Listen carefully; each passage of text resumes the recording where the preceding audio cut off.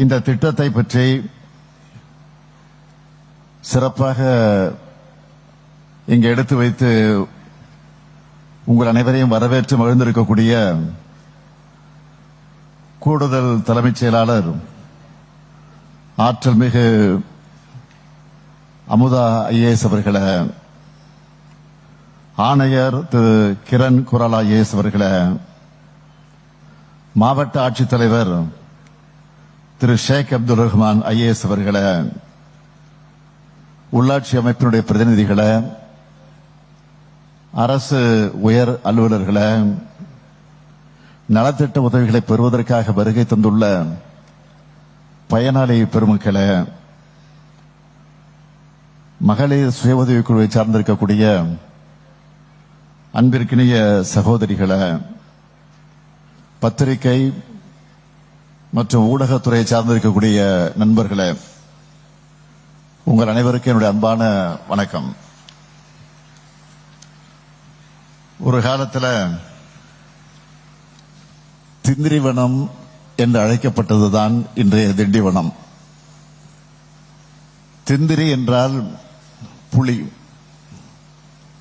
புளிய மரங்கள் அதிகம் இருந்த பகுதி என்ற காரணத்தால் அது காரண பெயராக வந்தது. சோழர்கள் காலத்திலும் பல்லவர் காலத்திலும் நாயக்க மன்னர்கள் காலத்திலும் வர்த்தக நகராக இருந்த இந்த திண்டிவனம் செஞ்சிக்கோட்டை, மயிலம் முருகன் கோயில், மேல்மலையனூர் அங்கலம்மன் கோயில்னு பல சிறப்புகளை கொண்ட மாவட்டம் இந்த விழுப்புரம் மாவட்டம். தலைநகர் சென்னைக்குள் வர வாசலா இருக்கக்கூடிய காரணமான திண்டிவனத்தில் இந்த மாபெரும் விழாவிலே கலந்து கொள்வதில் நான் பெரும் மகிழ்ச்சி அடைகிறேன், பெருமைப்படுகிறேன்.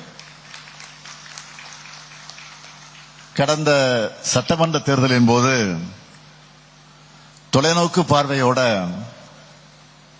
தேர்தல் அறிக்கையில வாக்குறுதிகள்ல வழங்கிய வாக்குறுதிகள்ல பெரும்பாலானவற்றை நிறைவேற்றியும், தேர்தல் வாக்குறுதியில் சொல்லப்படாத பல திட்டங்களை முத்திரை திட்டங்களாக செஞ்சு கொடுத்தும் தமிழ்நாட்டு மக்களுடைய கனவுகளை நிறைவேற்றிக்கிட்டு இருக்கோம். திராவிட முன்னேற்ற கழகத்தை பொறுத்த வரைக்கும் சட்டங்களையும் பெரிய பெரிய திட்டங்களையும் நிறைவேற்றுறது மட்டுமல்ல, தமிழ்நாட்டு மக்கள் ஒவ்வொருத்தருடைய தேவைகளையும் நிறைவேற்றணும். அதுக்காகத்தான் 2021 சட்டமன்ற தேர்தலுக்கு முன்னாடி தமிழ்நாட்டில் இருக்கக்கூடிய 234 தொகுதிகளுக்கும் நான் வந்து உங்களுடைய குறைகளை கேட்டு கோரிக்கைகளை மனுக்களாக வாங்கியிருக்கிறேன். இந்த பயணத்தில் கோரிக்கை மனுக்களை மட்டும் வாங்கல, தமிழ்நாட்டு மக்களுடைய நம்பிக்கையும் பெற்று திராவிட மாடல் அரசை அமைச்சோம். அந்த மனுக்களை எல்லாம் 100 நாட்களுக்குள்ள தீர்த்து வைக்கணும்னு முதலமைச்சரா பொறுப்பேற்ற முதல் நாளிலேயே உங்கள் தொகுதியில் முதலமைச்சர் என்ற ஒரு புது துறையை உருவாக்கின. இந்த துறை மூலமா மக்கள்கிட்ட இருந்து வாங்கின 4,57,645 மனுக்களுக்கு தலைமைச் செயலகத்தில் சிறப்பு விழா நடத்தி 32,283 பேருக்கு பட்டாவும் 30,455 பேருக்கு சமூக பாதுகாப்பு திட்ட ஓய்வூதியமும் வழங்கின. அது மட்டும் இல்ல, 19,664 வளர்ச்சி திட்ட பணிகளுக்கான ஒப்புதல் ஆணையும், 9,444 வீடுகள் கட்டுவதற்கான நிதி உதவியையும், 554 கோடியே 27 லட்சம் ரூபாய் செலவிலான உட்கட்டமைப்பு வசதிகளை ஏற்படுத்துவதற்கான ஆணைகளையும் வழங்கின. மக்களுடைய குறைகளை, தேவைகளை உன்னிப்பா கவனிச்சு விரைவா நம்ம திராவிட மாடல் அரசு நிறைவேற்றி வருது. இது மக்கள்கிட்ட நம்பிக்கையும் எதிர்பார்ப்பையும் அதிகமாக்கிடுச்சு. அதனால அந்த திட்டத்தை விரிவாக்கி தொடர வேண்டும் என்று முடிவு செஞ்சு 2021 நவம்பர்ல முதலமைச்சரின் தனி பிரிவு, முதலமைச்சரின் உதவி மையம் மற்றும் உங்கள் தொகுதியில் முதலமைச்சர் ஆகிய 3 துறைகளை ஒருங்கிணைச்சு முதல்வரின் முகவரின்னு ஒரு புதிய துறையை உருவாக்கணும்.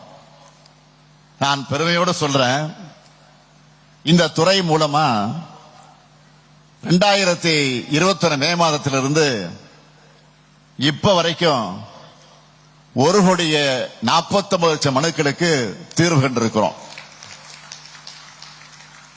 என்னை பொறுத்த வரையில அரசு என்பது 24 மணி நேரமும் மக்களுக்காக செயல்படணும். மக்களுக்கு தேவையற்ற அலைச்சல் இருக்கக்கூடாது. நிர்வாகம் எளிமையாகவும் விரைவாகவும் வெளிப்படைத்தன்மையாகவும் செயல்படணும். இத மனசுல வச்சுதான் பொதுமக்களான உங்களுக்கு எந்தெந்த சேவைகள் எல்லாம் அதிகமா தேவையோ அதையெல்லாம் உங்களுடைய வசதி, நீங்க வசிக்கக்கூடிய அந்த இடங்களுக்கு பக்கத்திலேயே வழங்கணும்னு முடிவு செஞ்சு 2023 நவம்பர் முதல் 2025 மார்ச் வரை 3 கட்டங்களாக மக்களோட முதலெண்ண திட்டத்தை செயல்படுத்தணும். இப்படி தமிழ்நாடு முழுக்க 4835 முகாம்களை நடத்தி 23,50,000 மனுக்களுக்கு தீர்வு ஏற்படுத்தி கொடுத்திருக்கிறோம். இந்த திட்டமும் பொதுமக்களிடத்தில் பெரும் வரவேற்பை பெற்றது. அதனால என்ன செஞ்சோம்னா